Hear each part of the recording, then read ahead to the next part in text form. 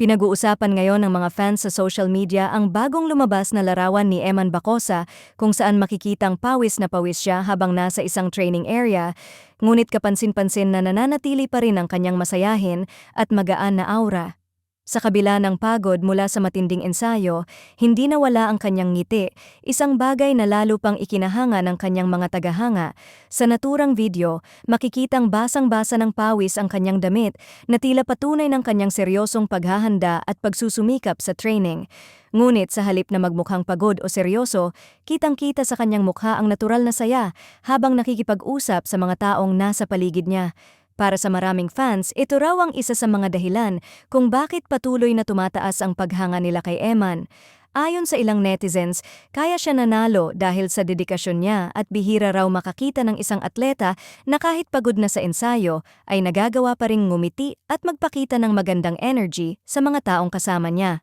Para sa kanila, ipinapakita lamang nito na hindi lang lakas sa laban ang meron si Eman, kundi pati magandang ugali at positibong personalidad.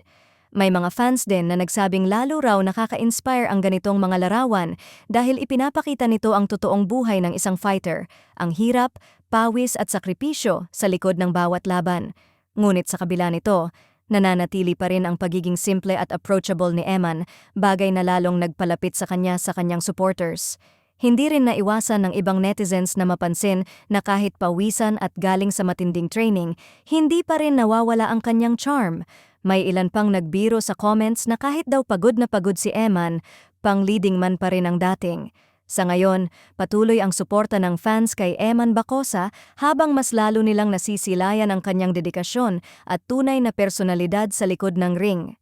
Para sa marami, hindi lang siya isang mahusay na fighter, isa rin siyang inspirasyon dahil sa kanyang kasipagan, pagiging masayahin, at pagiging totoo sa kanyang sarili.